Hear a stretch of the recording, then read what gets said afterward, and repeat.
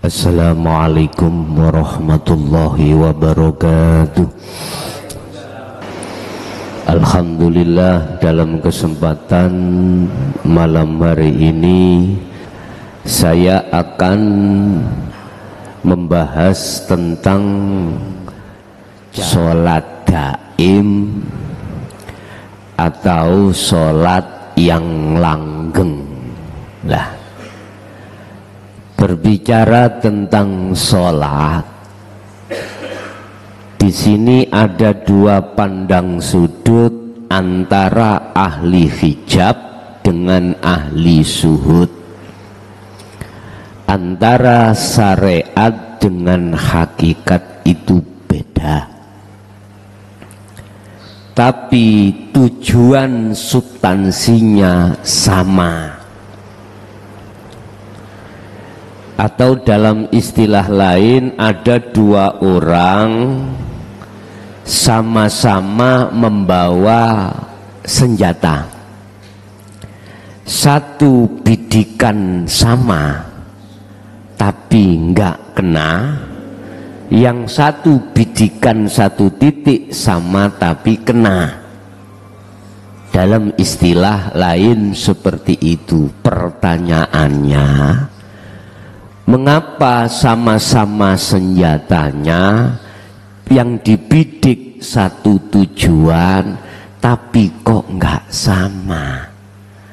Jadinya satu gak kena, satu kena. Apa sebabnya? Jawabannya mudah, Pak.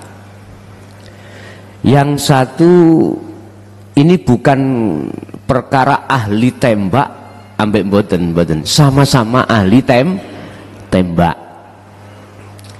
Yang satu menembaknya dengan keadaan buta, yang satu menembaknya dalam keadaan tidak buta. Dalam hikam dikatakan, apakah sama orang berjalan menuju satu tujuan antara yang buta dan tidak buta? Jelas jawabannya tidak sama. Lewat surat Al-Baqarah ayat 238, Pak. Allah dawuh, khafidhu alas sholawah. Mungkin ditingali ning gini Qur'ani Al-Baqarah 238.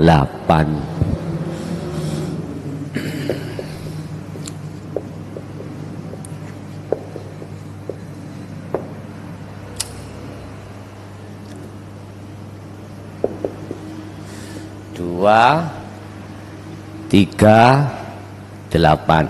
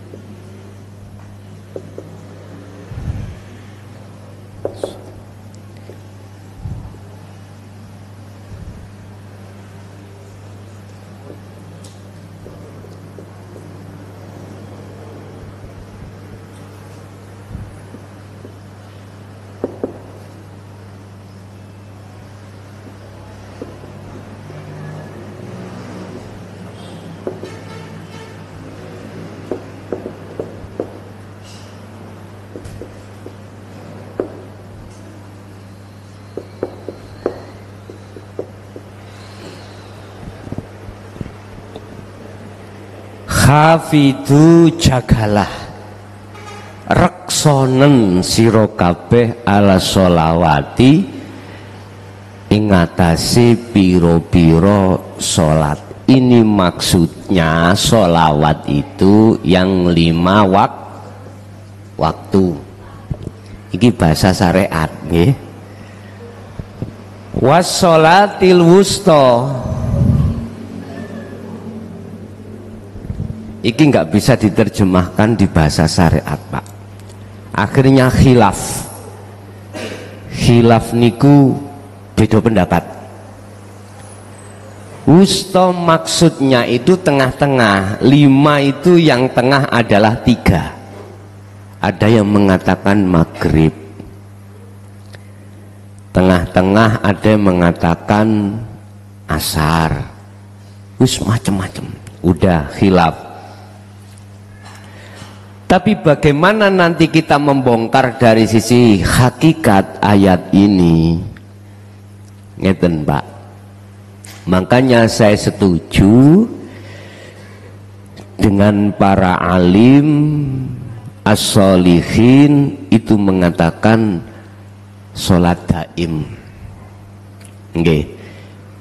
Sebab dengan sholat daim ini nanti akan bisa mencapai target dawuh yang terakhir, qanitin wa qumu lillahi qanitin, maksudnya khosyiin, kedah khusyuk. Wakumu, tegakkanlah sholat tadi lillahi, karena Allah, qanitin ay khosyiin, wajib khusyuk, berarti wajib makrifat. Sebab khusyuk tanpa makrifat omong kosong. Nggih, omong kosong. Ruh belum makrifat Allah masih wis dadi, mohon maaf kiai ya, santri ini ribuan, pondok ini ku berhektar-hektar, pengikuti iku miliatan, telea. Ngerti bahasa telea men? Omong kosong kalau waktu sholat itu bisa qanitin, mboten saged. Karena apa? Karena di dalam hati saya itu ada sesuatu yang kucintai melebihi cintaku pada Allah. Karena di dalam hati saya itu ada sesuatu yang kumahakan. Allah dawuh alhaakumut takasur. Jikalau kau bermegah-megahan hatimu dengan selain Allah, yang disebut sebagai kesenangan dunia, itu akan menjadikan ruh itu lalai terhadap Allah, baik di dalam waktu sholat maupun di luar waktu sholat. Artinya dalam hati kula niku tasik ana iman yen isi seniki sebab angin, tak kembangno angin diterpa oleh kipas, kipas digerakkan oleh setrum. Hati saya masih di situ Pak, ada iman seperti itu. Jadi tidak bisa siapapun kita, apapun status kita, tatkala dalam hati itu ruh masih bercinta selain Allah, nggak bisa untuk khusyuk, mboten saged. Sampai Gusti Allah, sampai Kanjeng Nabi pernah dawuh, para sahabat, siapa di antara kamu yang bisa sholat khusyuk tak kasih serban hijau. Lah ngeten nggih, ora eneng sing bisa. Sekalipun Sayyidina Ali, kecuali Sayyidina Ali, itu pun ketika salam hatinya masih ingat serban hijau. Batal semuanya. Bapak Ibu, coro syariat sing dimaksud sholat iku gerake jasad. Awalahu bitakbirin wa akhiruhu bisalamin. Dikawiti takbir, dipungkasi salam, berarti jasad. Tapi harus kita ketahui di sini ada ayat wassolatil wusta. Ini baru dari sudut kacamata hakikat bisa menjawab, dan ini sepakat, tidak ada khilaf, tidak ada. Al-wusta itu tengah, berarti maksudnya hati. Hati maksudnya ruh. Ini bisa dikuak hanya di dalam kelas hakikat. Di kelas syariat mboten wonten, tidak ada. Makanya menjawab al-wusta itu adalah as-sholatun daimun, sholat sing langgeng. Berarti sholat yang dilakukan si roh, bukan si jasad. Bukan. Nek si jasad ya iku mang 5 waktu kuwi. Nek si ruh iki sholatnya tarkib, definisinya sholat mungguh hakikat yang dilakukan oleh ruh adalah biliko ilah. Di sini Quran jawab biliko ilah, tetemune roh terhadap Allah. Iku sing kula maksud adalah makrifat niki, Pak.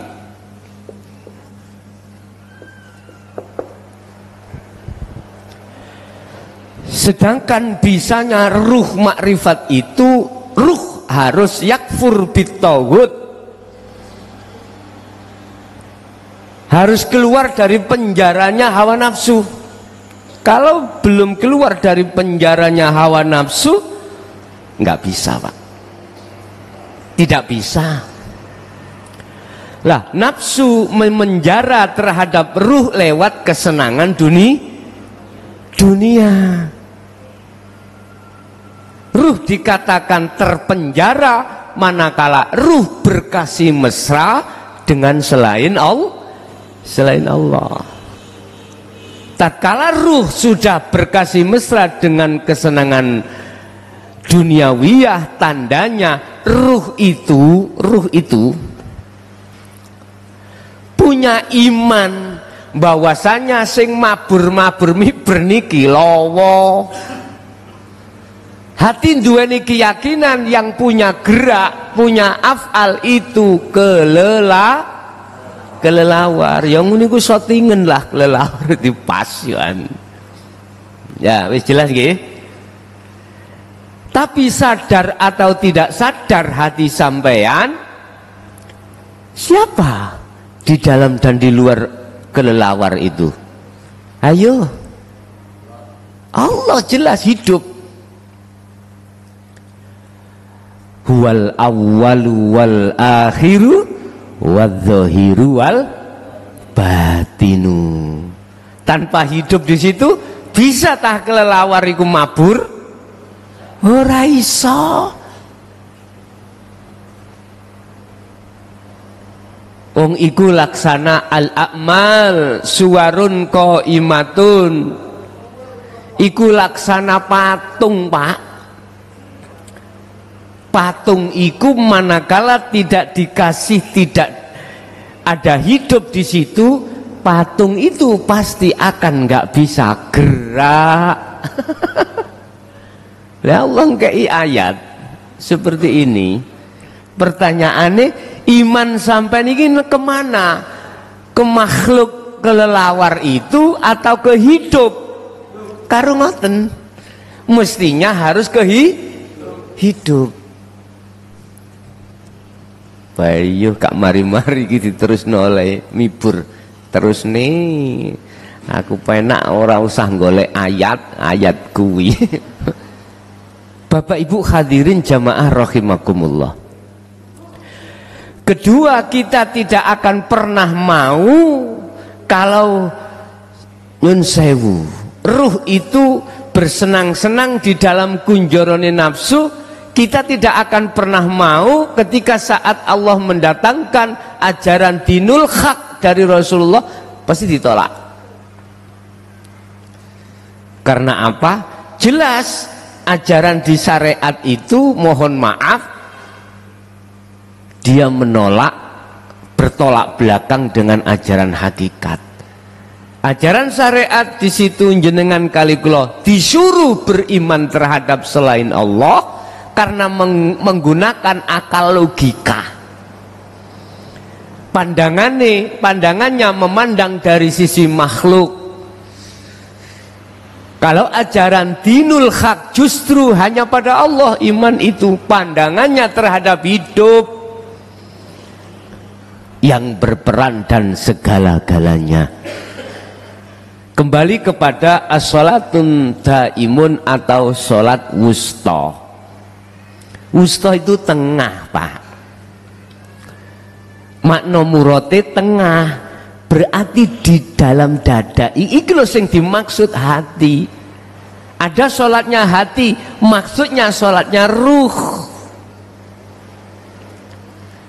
Sedangkan definisi salat di pandangan ruh itu yang dilakukan biliqa illah.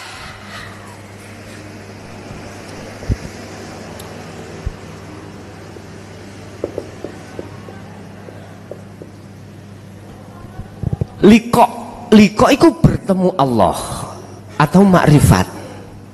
Syaratnya kudu lepas teko selain Allah. Terus bagaimana ruh ini bisa keluar dari kunjoro nafsu atau pelepasan diri, bebas dari pengaruh-pengaruh nafsu lewat kesenangan dunia? Piye carane? Niki yang terpenting. Bagaimana caranya kita lepas, ruh itu lepas dari kunjoronya, penjaranya hawa nafsu yang disebut kesenangan dunia, sebab hanya dengan cara untuk pelepasan diri inilah yang namanya ruh bakal bisa liqo, bertemu pada Allah. Udah, kita diperingatkan Allah dalam satu ayat, qad khasyiral ladzina kadzdzabu biliqaillah. Itu kok surat apa niku?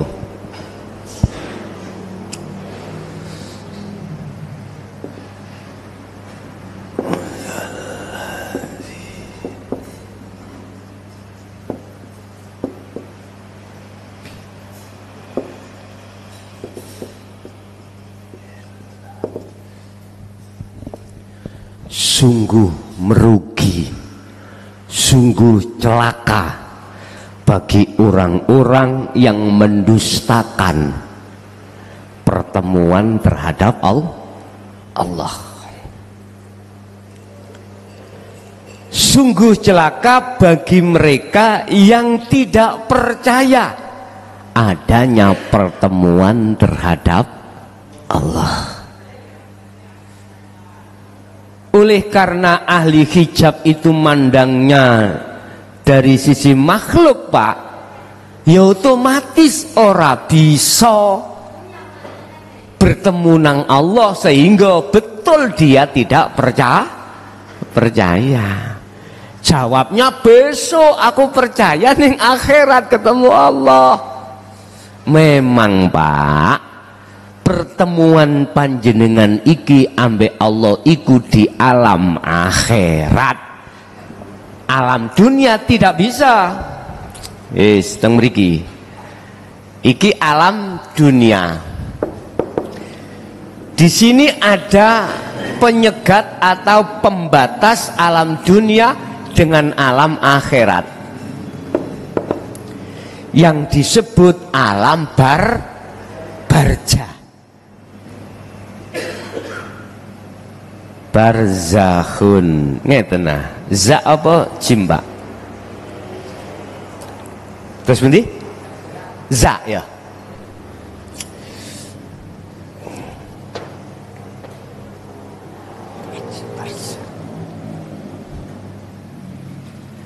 Barzakhan. Niki alami, Pak. Alam di mana ketika ruh dimasukkan alam itu, dia tidak akan pernah bisa kembali ke dunia dan tidak bisa ke akhirat sebelum ila yaumi yub'atsun, sebelum hari kiamat, hari kebangkitan. Wa min waraihim barzakhun ila yaumi yub'atsun. Teng mriku. Udah. Memang tidak akan bisa bertemu namanya ruh itu terhadap Allah manakala di dunia.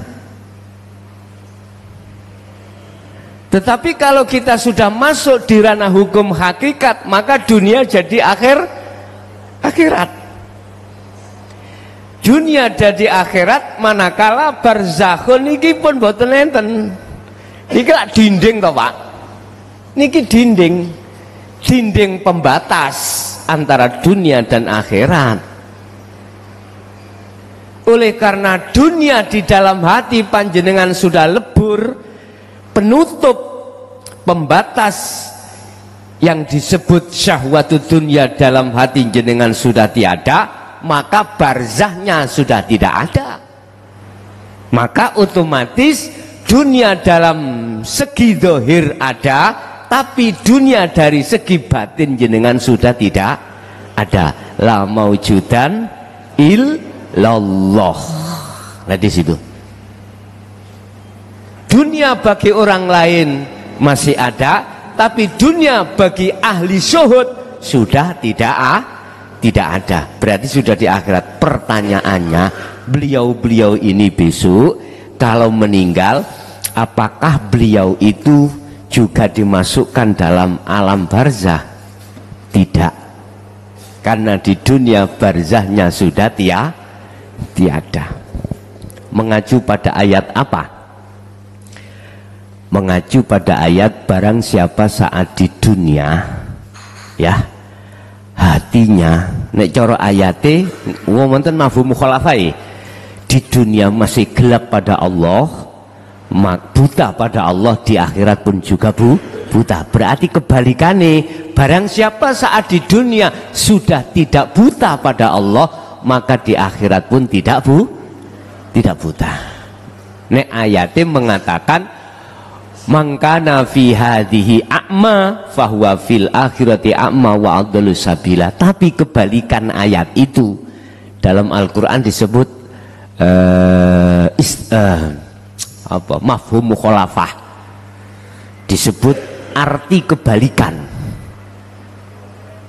Kebalikannya buta berarti tidak buta. Jelas wis. Bapak Ibu hadirin, kembali kepada sholat wusta. Berarti itulah sholatnya ruh.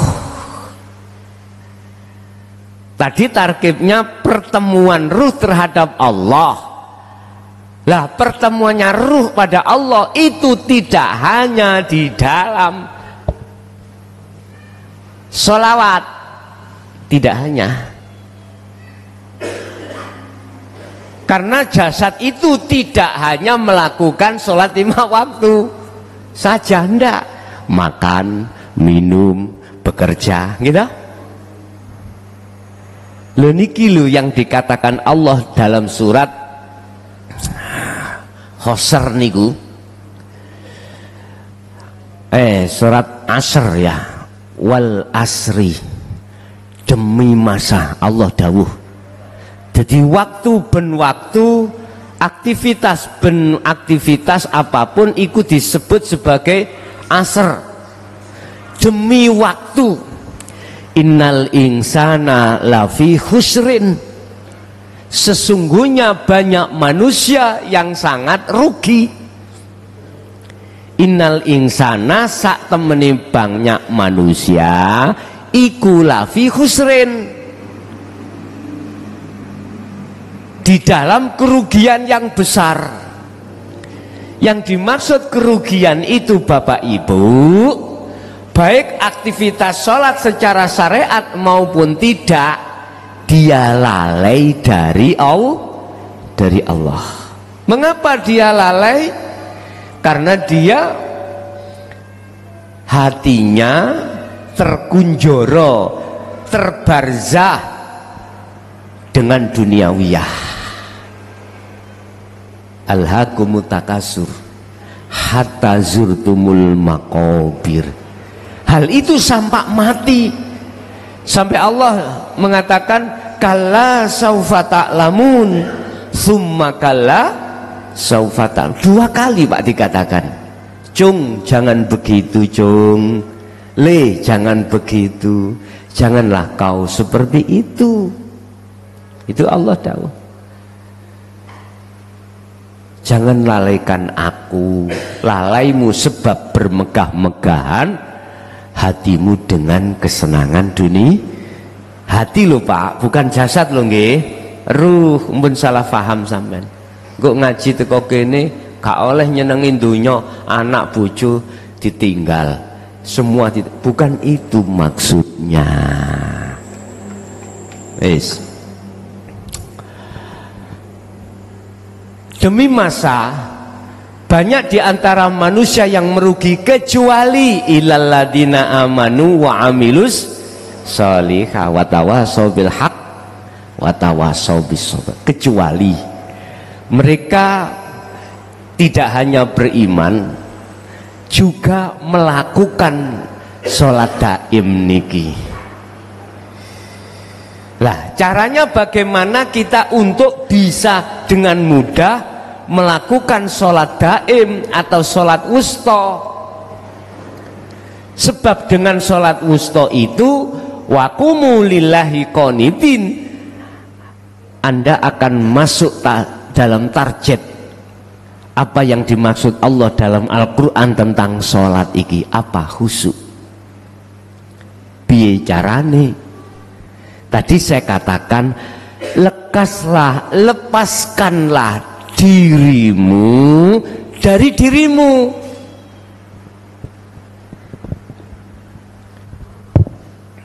Satu, lepaskanlah dirimu dari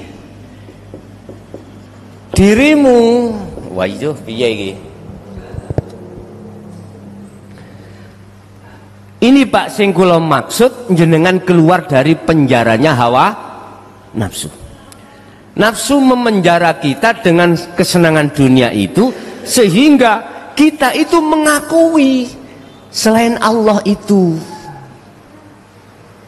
Akhirnya hati beriman, keakuan keegoan kita itulah yang dimaksud, yang membelenggu pada diri kita masing-masing.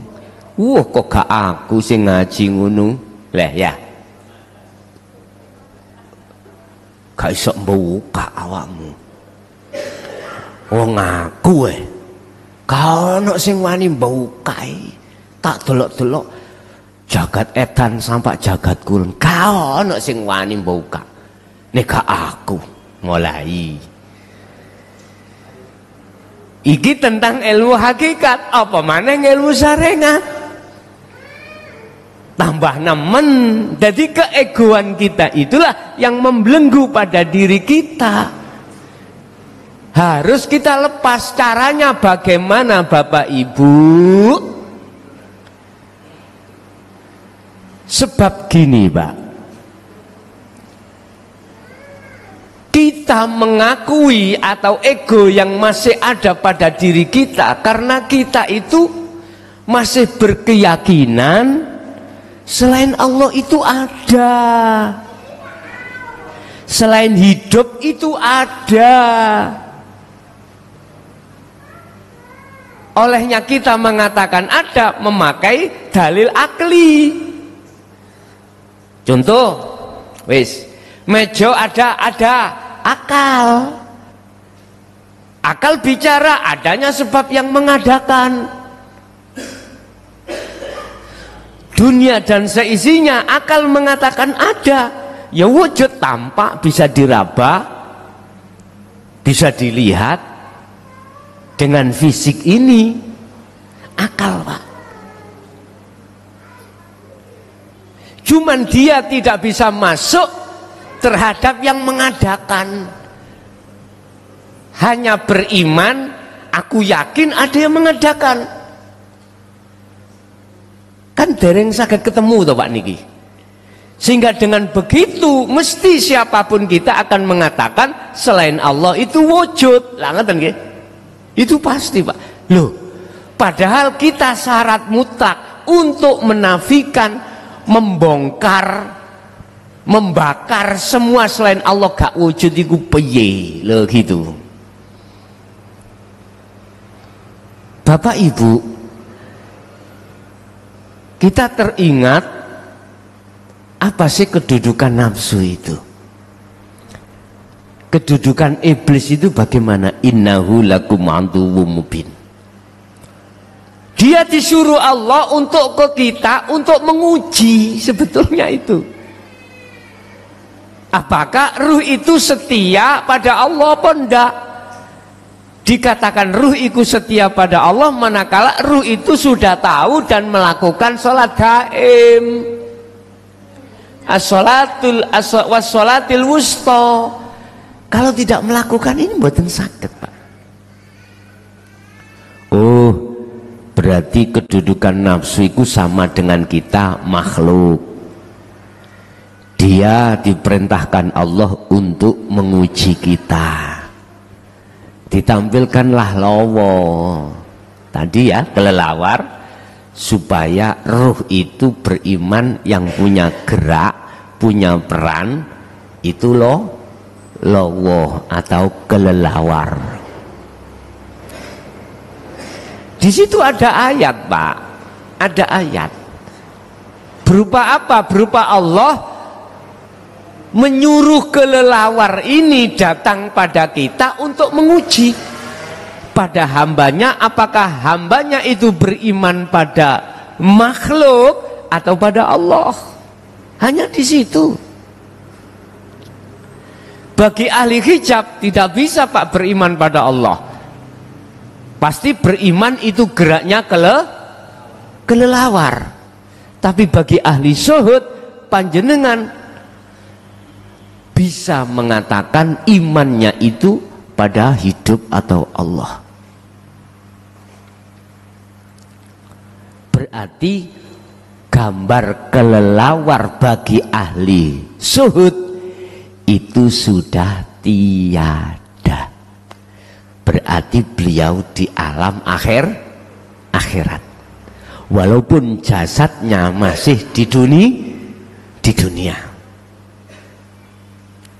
Ij'alu ad-dunya, dadekno sira alam dunya iku dadi alam akhirat. Niki yang kami maksud sebagai alam kelanggengan, alam yang sudah tidak ada batas. Kalau dunia itu alam pembatasan, wis. Terus caranya kita menafikan, menghanguskan, membakar wujudnya selain Allah yang ada di dalam hati bagaimana? Mung sederhana. Makanya tadi saya katakan cara dengan mudah sholat khusyuk. Wis, niki sing sampean pegang. Niki lho substansinya wonten mriki. Lewat surat Al-Ahzab. Di situ dikatakan ya ayyuhalladzina amanu zkurullaha dzikron katsiron. Wahai orang-orang yang beriman, iman iki maksudnya sudah menerima ajaran dinul haq Pak.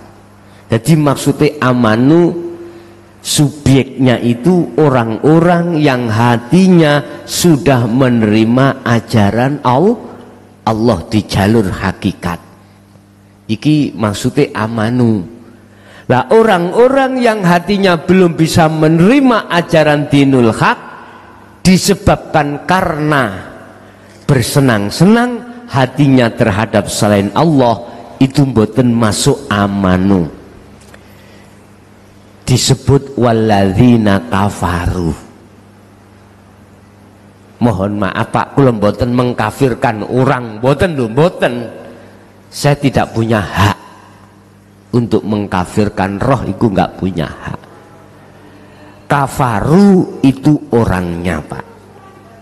Sifatnya ingkar. Ingkar itu menolak. Menolak apa? Menolak ajaran dinul haq. Loh ini. Mengapa dia menolak? Karena dia bersenang-senang mengutamakan perkara dunia itu sesuatu hal yang amat penting. Padahal sudah dikatakan ad-dunya mataul ghurur. Kesenangan dunia itu sangat menipumu. Wujudin dunya iku menipu. Loh di situ. Nggak sadar, Pak, kalau kita ditipu karena kita bersukaria dengan nafsu dalam diri kita masing-masing.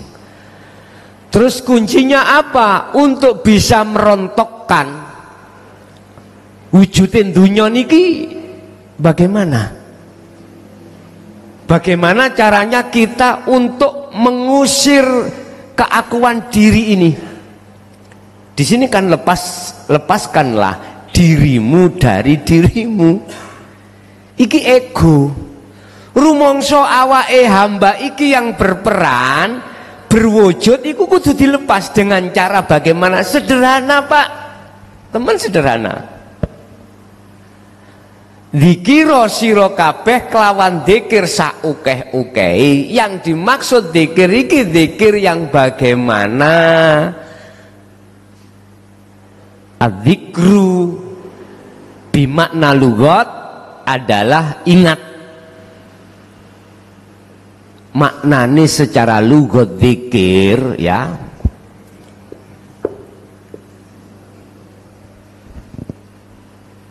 adalah dal apa zal, Pak, dzikir niku. Sinten sing ingat? Masalahnya ono zakar, ono dal ya, rasa kula dal nggih. Nek zal iku maknane beda pun. Wong lanang nek zal. Wis. Dal apa dal? Zal nggih. Oke. Zikir iku ingat. Afdalul dzikri fa'lam annahu la ilaha illallah. Iku zikirnya ahli hijab. Masih memandang masih bersukaria dengan nama. Kenali si nama la ilaha illallah. Habis itu diteruskan la ilaha illahuwa. Iki ning Quran lho, Pak, 4 tahap tauhid iki wonten mriku. Habis la ilaha illallah, tidak ada Tuhan selain Allah, berarti wujudnya gak ngerti si namane.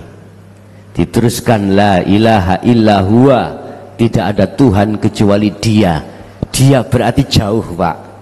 Kalau kita mengatakan dia itu jauh. Jauh. Oke. Kudu diteruskan la ilaha illa anta. Tidak ada Tuhan kecuali jenengan, berarti dekat. Anda, jenengan itu di depan. Iki namanya muraqabah. Merasa di dalam hati kalau Allah itu selalu melihat kita. Tapi belum tahu Allah. Belum ketemu, belum dikatakan bertemu. Tapi hati sudah merasa bahwasanya semua ini yang mengendalikan Allah, berarti Allah dekat. Kalau bahasa dekat itu masih ada jarak, Pak. Ada 2. Ada yang merasa, ada yang dirasakan. Terus bagaimana antara yang merasakan dan yang dirasakan itu nggak ada bedanya. Ilaihi annahu la ilaha illa anta. Harus dugi anta. Yoniki wahyu substansinya atau inti daripada wahyu para rasul yang diberikan Allah. Wa ma arsalna, saya kata Allah tidak memberikan, tidak mengutus satu utusan min qablika dari terhadapmu Muhammad, mir rasulin satu utusan, illa kecuali aku memberikan wahyu. Pundi sing dimaksud wahyu yang dimaksud? Ilaihi annahu la ilaha illa anta. Ini sampai terhadap makrifat, itu maksudnya. Berarti lewat ayat ini jelas para rasul itu ndedek umate supaya sampai pada makrifat, likok ketemu Allah. Wajib, makanya saya mengatakan wajib umat manusia, khususnya umat Islam, makrifat datang Allah. Wis. Zikir itu tahapan mang Pak ya. Jadi ini tak simpul no masalah zikir secara istilah adalah sing wis lungguh ning antah ambek ana lo ya. Hati sadar dan menyadari bahwasanya semua apapun yang terjadi pada diri jenengan di tengah-tengah masa usri, di tengah masa yusra, di tengah masa waktu apapun, itu yang mengendalikan, yang berperan hanyalah hidup. Hati sadar dan menyadari hanya Allah yang berperan. Berarti iki jenengan wis duduk di zikir la ilaha illa anta. Sampun.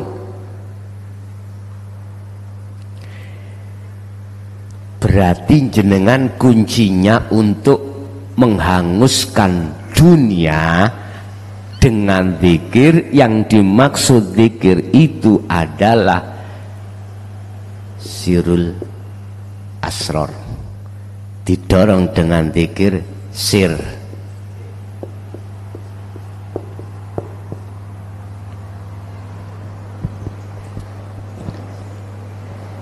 Lewat nafas, lewat hati,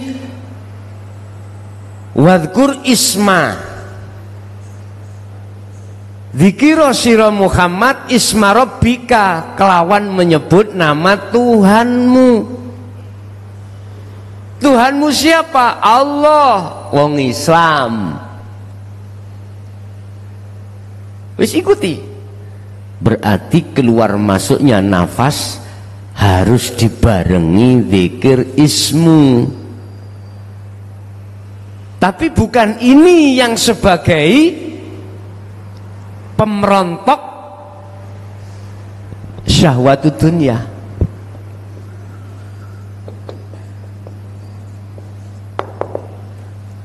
Bukan niki, bukan zikir sir niki.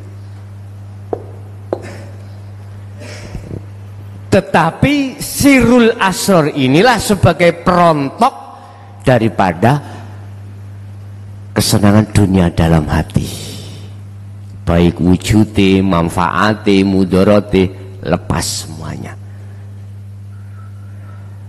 Atau dalam arti tak ibarno ngeten Pak. Jenengan anane ruangan iki padang kan nontok lampu Pak nggih. Sinar yang ada di lampu niki. Itu laksana dzikir sir. Duduknya tauhid la ilaha illa anta. Tetapi kalau duduk nasirul asor, bukan ini, tapi setrum yang tidak kau perhatikan tadinya itu. Anda harus menyatu pada setrum, bukan sinar pada lampu ini. Nah terus bagaimana? Ya gini, tolong setiap saat dan waktu hati panjenengan harus melakukan dzikir sir dan sirul asror pun niku tok.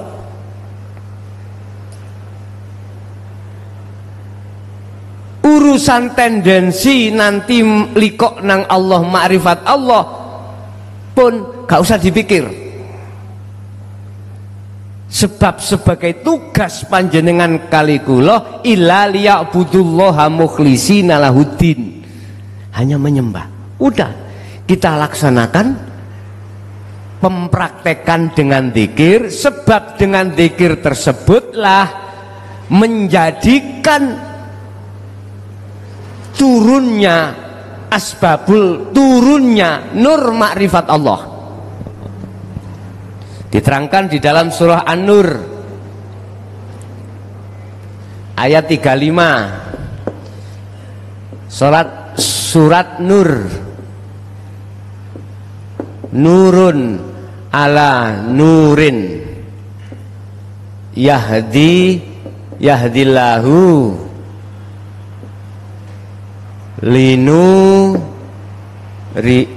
linurihi.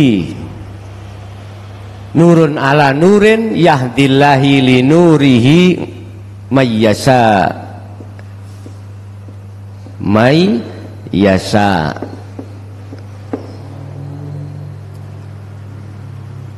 Ini yang dimaksud nurun ala nurin, di atas cahaya ada cahaya. Maksudnya adalah cahaya makrifat Allah. Cahaya makrifat Allah hanya diberikan terhadap hambanya yang sudah memegang sirul asror niki. Kalau hanya sir mboten saged. Yahdillahu, Allah akan memberikan terhadap cahayanya itu hanya man ing wong yasa'u kang ngarepake sapa Allah ing man, berarti orang yang hanya orang yang dikehendaki. Siapa yang dikehendaki? Mereka yang sudah sirul asror. Dengan sirul asror inilah akan bisa menjalankan sholat daim. Paham nggih? Muaranya begitu, Pak. Sholatil wusta akan bisa terjadi. Kalau sholatil wusta bisa terjadi, maka berikutnya wakumu, tegakkanlah lillahi karena Allah, qanitin dengan khusyuk, baru bisa, Pak. Qanitin dengan makrifat Allah baru bisa. Berarti kuncinya makrifat likok datang Allah pada Allah itu ada di sirul asror. Jelas sih? Urusan kapan kita itu dilikokno terhadap Allah, jangan dipikir, sing penting jalakno zikir, beres wis. Iku urusane Allah. Sing memperjalankan ruh pada Allah iku ya Allah. Yang memiliki peran berjalan itu juga Allah. Kita gak usah pusing-pusing, greges, angen-angen, aku kok gak likok-likok yo. Gak usah. Sudah cukup bagi kita. Illa liya'budullaha mukhlisi dalahuddin. Udah cukup kita menghadap. Berarti sholat wusta iku tempatnya bisa di waktu masa jenengan dahar, minum, aktivitas apapun jasad. Ruh menjadikan lapangan di masa itu sebagai thariqah, dalan untuk bertemu Allah. Jadi thariqahe wong ahli syuhud itu bukan sing terkenal-kenal organisasi Sidikiyah, Qadariyah, Nasabandiyah, bukan itu, Pak. Thariqahe macem-macem.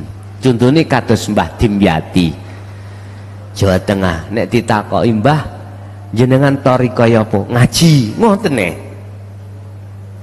Sholat, pokoknya aktivitas itu dijadikan thariqah, jalan. Memang benar, Pak. Kalau sudah tahu memegang sirul asror, akhirnya sampai pada fana'u dzikri, dia akan pasti tahu sebenarnya thariqah itu yang bagaimana sih? Thariqah itu jalan. Jadi beliau-beliau akan mengatakan semua aktivitas ikut thariqah, termasuk organisasi yang disebut ada yang Nasabandiyah, ada Qadariyah, ya ikut thariqah. Ngaten Pak. Lah pertanyaannya, kita yang sudah ngaji babakan ilmu tauhid nyun sewu nggih, terus ya sudah memegang sirul asrar, apakah perlu kita masuk thariqah pada umumnya? Pertanyaan iki nggih. Jawaban kula secara pribadi, mohon maaf, bukan berarti saya nggak ngolehin, ndak. Iku hak asasi. Hemat saya, Anda itu sudah megang thariqah. Sholat ikut thariqah. Eman-eman waktu sampai openono zikir yang saya maksud tadi. Zikir yang dilakukan oleh ruh untuk bisa liqa pada Allah. Udah. Wow, kalau kurang sergus, kalau penak kumpul-kumpul tarik, oh monggo, iku hak asasi. Jelas gak? Tadi makanya saya katakan saya tidak menyalahkan, saya tidak menghalang-halangi. Saya berdasarkan hemat waktu, keadaan sikon kita itu sudah meh game, ya toh? Ya udah, fokuskanlah zikir sing kula maksud niki. Berarti kalau sudah berani gelar bab masalah zikir secara langsung atau tidak langsung, itu sudah termasuk wasilah, termasuk yang katanya harus diijazahkan. Lah sudah termasuk. Jenengan yang ada di luar sana lewat streaming YouTube sudah sama dengan yang di sini. Sing penting sak mangke gempurlah hatimu dengan dzikir sir dan sirul asror, baru bisa menjalankan sholatul wusta wassolatil wusta. Jikalau sudah menjalankan sholatil wusta, secara otomatis Anda akan bisa menjaga sholat itu dengan khusyuk. Lah piye to Pak? Prakteknya kan gini. Ketika jenengan mau takbir, mau sholat, kan ning njero kan ono karep. Tondo kalau sirul asrar sudah berjalan dalam hati, karep mosok sampean akoni karep sampean? Mboten. Kan wis lepas. Diri sampean itu kan sudah terlepas dalam hati toh. Kari tinggal dirinya siapa? Allah toh. Loh inilah inti ajaran Rasulullah itu di situ. La ilaha kawat dek nih rek. Illa ana. Wis. Tapi di dalam ayat ini ono teruse fa budun niki sing garane kula ngejer. Didikan Muhammad umatmu itu sampah ana, tidak ada Tuhan kecuali aku. Berarti sampah substansinya harus sampah marifat. Bisanya marifat kudu menjalankan ini. Bisanya kita sholatil wusta, sholat daim, harus memegang sirul asror. Sebab kelawan hanya dengan kelawan dzikir sirul asror lah yang menekan ruh ini tidak beriman terhadap selain Allah. Nggih mohon maaf, akhirnya jenengan mengke bahasa jero ngomong sing jabut nyawa itu duduk malaikat tapi Gusti itu nanti. Terus bagaimana ini kalau kita tarik ke syariat? Gak tabrakan nah. Ngene, tabrakan gak tabrakan iku terserah jenengan. Iku iso jadi tabrakan manakala bahasa dalam jenengan keluar no. Itu nanti tidak akan menjadi tabrakan manakala bahasa jopo sampean ucapkan tetap malaikat, tapi iman sampan iki Allah wis gak tabrakan. Ndak tabrakan. Khusus bagi jenengan terhadap yang lain gak tabrakan pun. Apa fa'budun? Niki kalame kalam perintah lho Pak. Oleh karena itu fa'budun, nyembah nang ana. Ngaten. Surun Muhammad mereka itu untuk menyembah ke aku saja, jangan terhadapmu. Ngoten nek kula kembangno.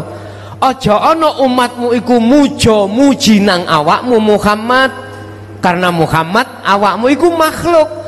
Surun mujo lan muji nyembah terhadap aku. Akhirnya Gusti turunlah ayat dalam surah Al-Kahfi niku, innama ana basarum mislukum, aku iki kata Rasul ya, padha mbek awakmu padha makhluke. Maksudnya ayat itu ojo muji aku, ojo nyembah aku, ojo mujo aku, sembahan pujon opo sing tak pujo.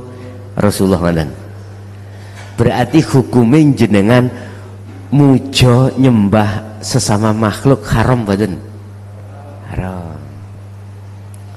Kudu terhadap hidup. Lah hidup ada di dalam maupun di luar diri panjenengan. Nek bahasa dohir gak popo, sungkem nang wong tua, sungkem nang guru, bahkan sungkem nang Kanjeng Nabi, tapi bahasa jero iku kudu nang gesang.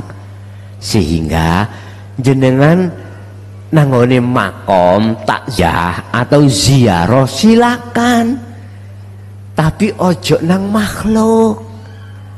Peduono Gusti Allah. Kita akan bisa medui Allah liko kita mempunyai sistem sholat daim. Kita akan bisa melakukan sholat daim manakala dalam diri kita sudah memegang zikir sirul asrar. Dan itu zikron kathiron, bahasane Quran Al-Ahzab. Sak banyak-banyak kuwi zikir. Maksudnya ya apa Pak? Ngene.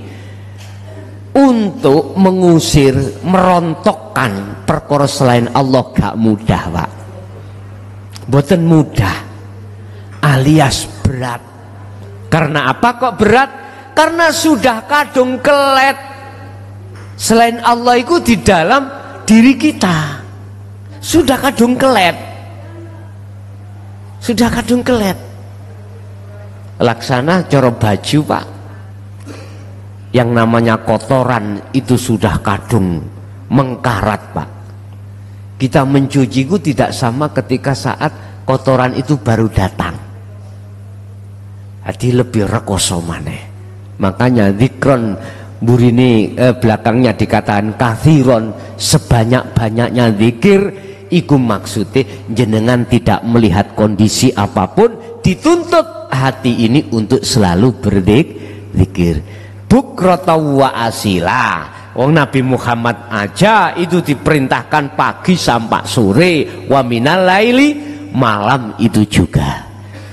Kesimpulannya Bapak Ibu, bisanya sholat dengan khusyuk itu Anda harus melakukan sholat wusta. Sholat wusta itu bisa terjadi pada diri kita manakala kita sudah memegang adzikru bisiril asror.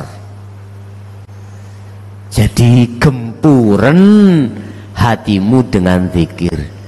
Jadi ketika orang sudah memegang sirul asror, ketika mempunyai kehendak, itu sudah kembali pada Allah. Apalagi waktu takbiratul ihram, sibuk hati ini bertemu Allah.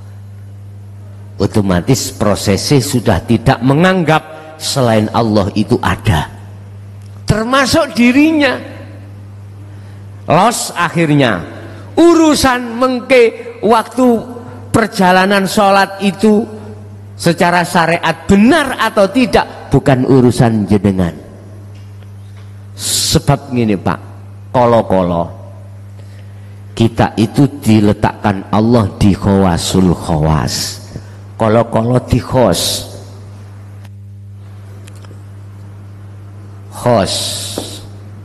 atau khawasul khawas. Kalau diletakkan di khawasul khawas penak Pak. akal sambung dengan aturan syariat, walaupun hati tidak sambung terhadap aturan syariat, sebab hanya sambung pada aturan hakikat, yaitu makrifat Allah. Iki kalau dijadikan imam jalan, Pak. Tapi kalau kita diletakkan di khos, beda. Iso uga mari rukuk jenengan langsung sujud. Lah. Nggih, Pak, langsung sujud. Tapi gak ngerti sampean. Mboten ngerti. Kala-kala seperti Mbah Ud ya. Sederjo, Pagerwojo. Enak-enak sholat dicoplok sarunge. Sih coba. Terus bundi. Rusak enggak aturan syariat? Bingung makmum sing durung ana kuno, tapi bagi beliau enggak apa-apa, tapi bagi kita apa-apa belian, karena kita belum ada di situ. Sing jelas hal yang seperti itu di khos atau khawasul khawas jangan dipikir iku urusane Gusti. Sing penting bagaimana panjenengan waktu sholat itu sudah meniadakan selain Allah. Udah beres pun. Caranya dengan zikir sirul asrar niki. Bimbingannya zikir sirul asrar itu kan pertama, jenengan iki sudah tidak beriman selain Allah yang jenengan rasakan. Alias sampai hanya merasakan kehadiran Allah dalam hati panjenengan, baik melalui di depan, di kiri dan lain sebagainya. Proses itu sebagai proses penghancuran selain Allah. Nanti kalau sudah duduk di Ainul Basiro, ya tidak ada lor, kidul, etan, kulon. Wis mboten enten sebutan ngoten niku. Lah terus mungkin nek salate ngadep pas ngadep ngalor ya apa? Misale, lho gak ono lor kok ya apa sih awakmu iku? Monggo dheweke lor ya enggak ada, kidul ya enggak ada, kilen etan dukur nisor sudah tidak ada, bagi dia enggak ada. Bagi dia enggak ada masalah, bagi kita yang bermasalah, sebab selain Allah masih ada. Lah mengapa kita bermasalah? Karena kita masih mempermasalahkan selain Allah. Loh di sini loh persoalannya. Bagaimana kita tidak mempersoalkan selain Allah? Yo tiadakan selain Allah dalam diri kita. Bahasane ngoten, Pak. Hanya dengan cara wis terusno ati iku setiap detik berzikir niki. Urusan dadine kaya apa wis gak usah dipetung wis. Makanya ahli syuhud itu, Pak, mosok mitung ganjaran tak mboten ta? Ganjarane gak dipitung, surgae gak dipitung, apa maneh daharane fisik, ombenane fisik ora dipitung. Sing penting illa liya'budullah, hati bertemu Allah. Jadi dengan mudah caranya kita sholat yang khusyuk. Saya ulangi, harus wassolatil wusta, sholat daim iki. Itu bisa terjadi pada hati panjenengan manakala jenengan iki ngasto sudah memegang adzikru bisiril asror. Yes. Makanya malam ini atau dulu-dulunya, walaupun saya tidak secara lugot tak ijazahno iki nang awakmu, iku wis otomatis. Sudah otomatis bawalah zikir ini sebagai cara untuk kita sholat dengan khusyuk. Bisa, Pak. Mudah atau Pak nggih? Mudah bagi panjenengan. Tapi bagaimana ahli hijab? Mencak-mencak, Pak. Sawaun alaihim a'andzartahum am lam tundirhum la yu'minun. Ojo maneh, jangankan kita itu mohon maaf bisa menerima ajaran ini, krungu tok munek-munek boten purun. Mangane di situ dikatakan sama saja diberikan atau tidak, tetap la yu'minun, tidak percaya. Saya mengajarkan hal ini harus bisa dibuktikan, Pak. Jadi tanda salah satu ajaran itu benar harus bisa dibuktikan. Ya coba sampean buktekno. Engko nek gak cocok gak usah ngaji. Gak usah ngaji. Kula dhewe ya malah nek apa yang kuberikan itu tidak bisa dibuktikan. Lah cara pembuktiannya gini ku wau. Coba masukkanlah zikir sirrul asrar ketika Anda sholat secara syariat. Masukkanlah zikir sirrul asrar ketika jasad ini melakukan aktivitas apapun. Bagaimana keadaan hatimu? Ayem apa ndak? Tentrem apa ndak? Nikmat apa ndak? Kalau tidak berarti nggak bisa dibuktikan. Mending nggak usah ngaji. Wis beres. Kula nggih penak turune ngomah gak kloyang-kloyong nanggone lamongan. Cobi jenengan buktekno. Tapi saya dengan bikalamil kosmi, dengan belkosam billahi wallahi al-haq. Wis. Iki sebagai penegasan mawon. Saya bicara seperti ini taruhanin dunia akhirat, Pak. Taruhannya dunia dan akhirat. Urusan jenengan kalih kula niki ngestokake apa ndak iku urusan kita masing-masing. Bapak Ibu hadirin jamaah rahimakumullah. Ada satu ayat Allah mengatakan Al-Baqarah juga kalau nggak salah 34, Pak. Itu disebutkan aqimus shalah wa atuz zakah warka'u ma'ar rakiin. Tegakkanlah salat, biar kamu wa'atuz zakah bisa melaksanakan zakat. Apa sih zakat? Mengeluarkan yang bukan hakmu. Aktivitas yang berperan itu perannya Allah toh. Terus kita akui, keluarkan. Itu namanya zakat. Saya tidak menerangkan zakat ranahnya syariat, enggak. Zakat ranahnya hakikat adalah mengeluarkan perkara selain Allah, termasuk keakuan hamba saya yang merasa yang memberikan tausiah ini saya keluarkan, berarti saya telah mengeluarkan zakat. Wa'atu dan podo ngetokno sira kabeh az-zakata ing zakat. Az-zakata zaki itu adalah pensucian, Pak. Dari kata pensucian berarti mensucikan diri dari perkara selain Allah. Warka'u podo ruku osiro kabeh ma'ar rokiin bersatan beserta orang-orang sing podo ruku. Ruku iku tunduk ambek hukume Allah. Apa hukume Allah? Wastanibut taghut ani budullaha wastanibut taghut. Wa qala aidan yakfur bitaghut wa yu'min billah. Meninggalkan hukumnya Allah maksito, meninggalkan selain Allah, menghadap mung dateng Allah. Iku hukumnya. Ani budullaha, arahkanlah hatimu pada Allah, wastanibu dan tinggalkanlah at-taghuta ing selain Allah. Mek niku to. Dadi warka'u iku maksude rukuk tunduk niku patuh ambek hukume Allah, yang hukumnya Allah adalah meninggalkan roh ini dari perkara selain Allah. Setelah itu baru menghadap pada Allah.